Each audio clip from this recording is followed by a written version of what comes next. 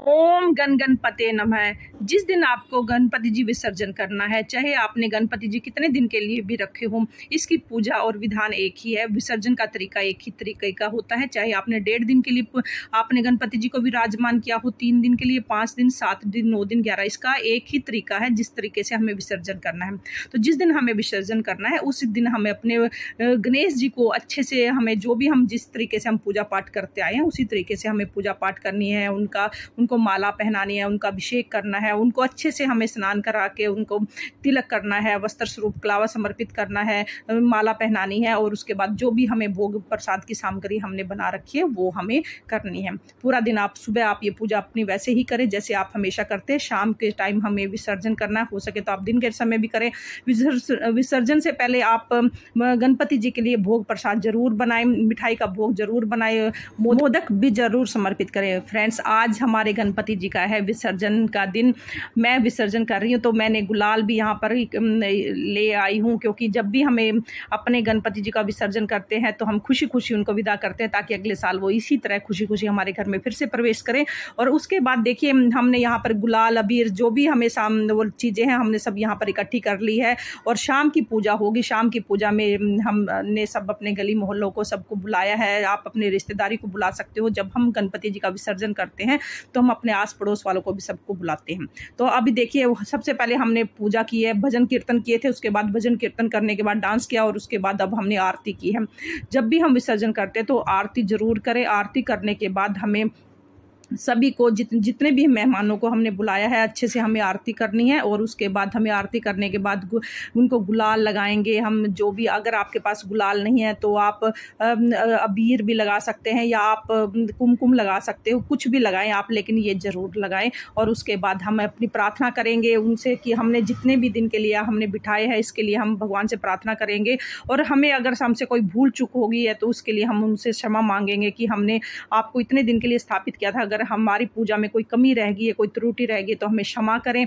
और इस तरीके से हम उनसे क्षमा याचना करेंगे और अपने भजन कीर्तन करते हुए उसके बाद पूरे हमें जितना भी हम उल्लास कर सकते हैं, वो आनंद ले सकते हैं, सभी को बुला सकते हैं, उनको बुलाएं। और उसके बाद हमें अपना भोग प्रसाद समर्पित करना है उनको। तो देखिए, अब हमारे यहाँ पर बना है पूड़ी सब्जी और ये कढ़ी चावल, सारा हमने भोग प्रसाद गणपति जी के लिए बनाया था। हमने एक छोटा सा भंडारा भी रखा था कि इस वजह से, ताकि हम अपने गणपति जी के लिए एक छोटा सा भंडारा करें, उनको अच्छे से भोग समर्पित करें, किसी चीज़ की हम कमी ना रखें। और जो मिठाई थी वो भी हमने अपने घर पे बनाई थी और हमने ये सारी सामग्री बनाकर फिर हमने अपने गणपति जी को भोग समर्पित किया था।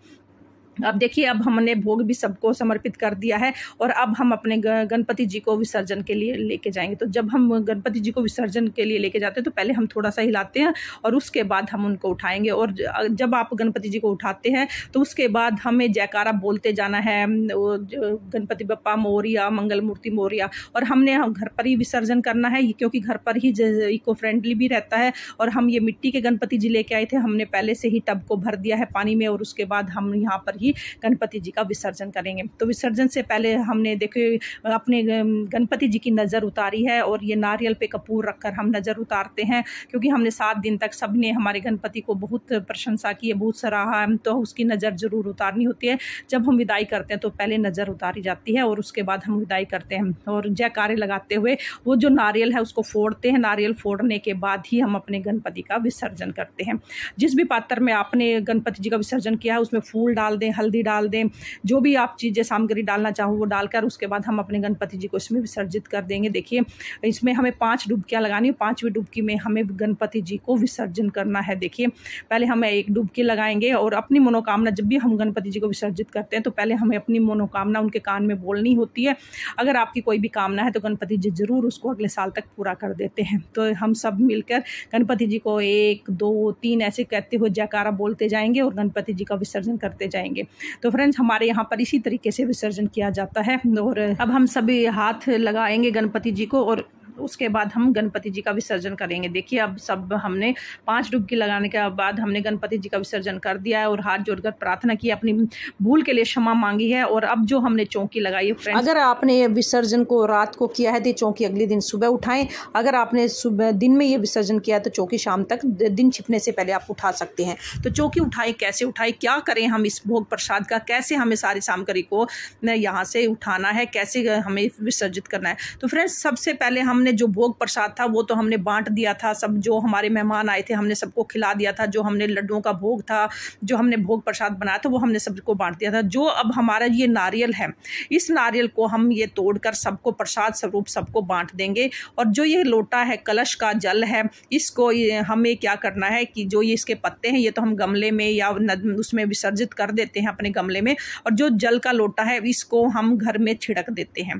तो इसका जो जल है वो शुद्ध माना जाता है। और इसमें जो सामग्री है इसको हम रख लेंगे और इसको हम अपनी, या तो आप इसकी गमले में डाल सकते हो, और जो इसमें रुपये सिक्का है वो आप अपने इसमें जहाँ पर आपकी धन सामग्री रखी हुई है वहाँ पर, जहाँ पर धन रखा हुआ है वहाँ पर इसको माता का, गणेश जी का खजाना समझकर वहाँ पर इसको रख लेंगे।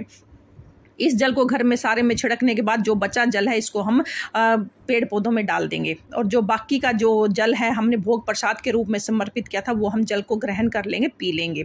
तो अब ये देखिए जो हमने यहाँ पर जैसे चावल है, अब ये जो नारियल है, गुड़ है, इसका हमें क्या करना है, इसको आप गाय को दे सकते हो, इसको आप नदी में विसर्जित कर सकते हो, इसको आप जैसे किसी पेड़ पौधों के नीचे रख सकते हो ताकि चींटियाँ खा ले। तो इसे आप इस तरह से यूज करना है। उसके बाद जो हमने चावल हैं, ये चावल हमने थोड़े से चावल इसमें से उठाकर अपने घर के चावल में मिला लेने हैं। बाकी के चावल हमें पक्षियों को डाल देने हैं ताकि पक्षी इसको ग्रहण कर ले। तो ये हमने जो भोग प्रसाद थी, जो हमारी पूरी सामग्री थी, जैसे हमने पूरे 11 दिन तक हमने पूजा पाठ की है, 9 दिन तक किया है, 5 दिन तक की है, ये पूजा हमने सारी सामग्री एक उसमें इकट्ठी कर ली थी। तो इस सारी सामग्री को आप एक जगह पे रख ले और उसके बाद आप चाहो तो इसको पेड़ पौधों की जगह पर डाल के आ सकते हैं। देखिए फ्रेंड, ऐसी जगह पर डालें जहाँ पर पाँव में ना आए। ये नदी नालों में तो नहीं डालें, लेकिन आप ऐसी जगह पर डालें जैसे किसी पार्क में डाल दें या ऐसी जगह पर डाल दें जहाँ पर ये खाद बन जाए। और या जो अनाज है, जो गेहूँ है, जो चावल है जो हमने चढ़ाए थे वो पक्षियों के काम आ जाए। तो इस तरीके से हमें ये सामग्री हमने पक्षियों को डाल देनी है। और जो फूल हैं ये हमें पेड़ पौधों में डाल देने हैं, पत्ते पेड़ पौधों में डाल देने हैं। जो नारियल था उसको हमें गाय को खिला सकते हैं, या इसको भी आप चींटियों का दाने के स्वरूप में वहाँ पर रख के आ सकते हैं। जहाँ पर चींटियों के घर होते हैं वहाँ पर आप इसको रख के आ सकते हो। तो ये सारी सामग्री हमने इकट्ठी करके एक पॉलीथीन में डाल दी है। आप इसको कहीं भी विसर्जित कर सकते हैं। तो आपको ये इधर उधर नहीं फेंकनी है, इसको बड़े ही संभाल के फेंकना है, कहीं भी इसको डाल के आनी है। तो हमें सारी सामग्री को एक पॉलीथीन में डालकर इसको हमें विसर्जित करना है। तो फ्रेंड्स, ये थी हमारी चौकी उठाने की प्रक्रिया। इस तरीके से हमें चौकी उठानी है। चौकी उठाने के जहां पर हमने गणपति जी को विसर्जन किया था, जो जिस पात्र में हमने उनको विसर्जित किया था, उसका जो पानी है, उसका जो जल है, वो हमें अपने गमलों के पेड़ पौधों, जितने भी पेड़ पौधे हमारे घर में है या हमारे पड़ोसियों के, सब में हम डाल देंगे। और जो बाकी बचा हुआ पानी है उसको हम किसी भी जैसे पार्क में पेड़ पौधे हैं उसमें डाल देंगे, या ऐसी जगह पर डाल देंगे जहां पर ये पाँव में ना आए। यानी कि पेड़ पौधों में ही डालना है ये पानी, ऐसे नहीं डालना है। फ्रेंड्स, आपको गणपति विसर्जन की ये विधि कैसी लगी है? अगर अच्छी लगी है तो प्लीज़ वीडियो को लाइक करें, चैनल को सब्सक्राइब करें। फिर मिलते हैं किसी और वीडियो के साथ। तब तक के लिए ओम गणपते नमः। भगवान गणपति आपकी और आपके परिवार की सदैव रक्षा करें, ऐसी हमारी कामना है।